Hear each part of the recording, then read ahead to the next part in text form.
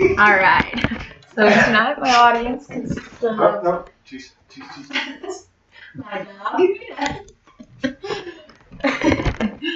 All right. Let's get this started. Okay.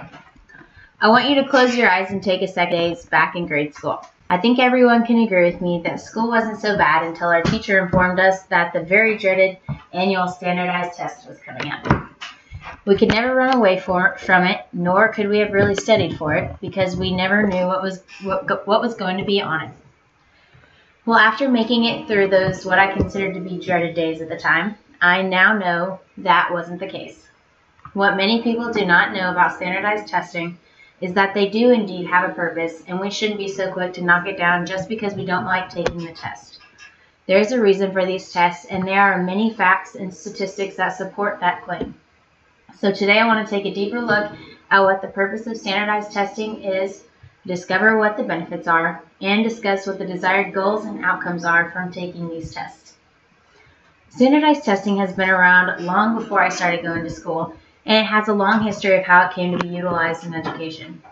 Standardized testing was put into action for a few specific reasons, one being to assess the student's progress in the various curricular sections, but also to assess whether or not upcoming potential students would be able to excel and be productive at the collegiate level.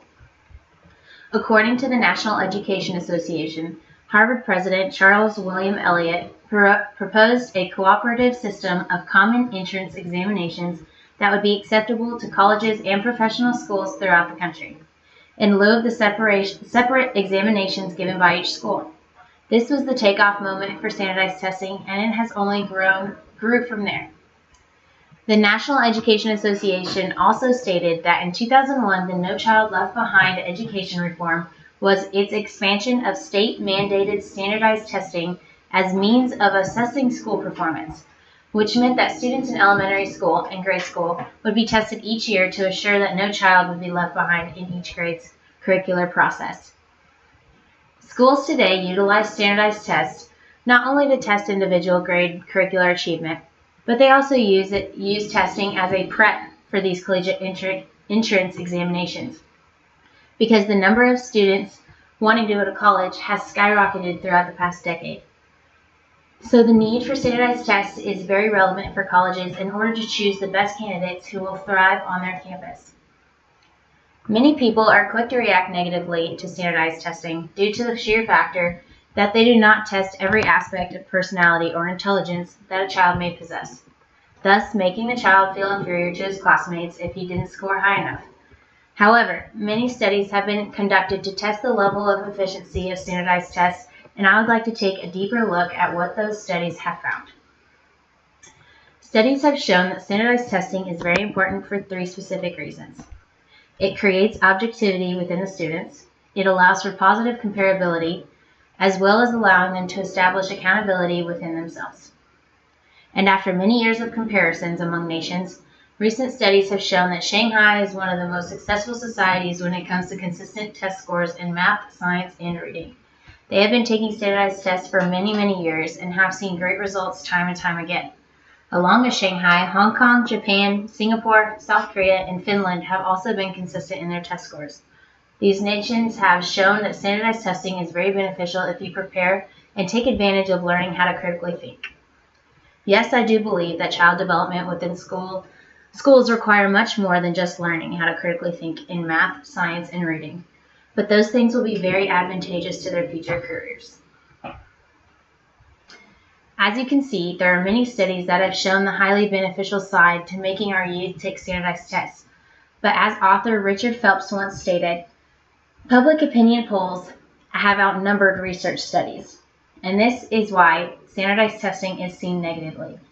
If we were to collectively come together as a society to learn and listen to the results of these research studies, it would be possible to benefit as a country from these tests. So let's review what the purpose of standardized tests are and why we continue to make our youth take them.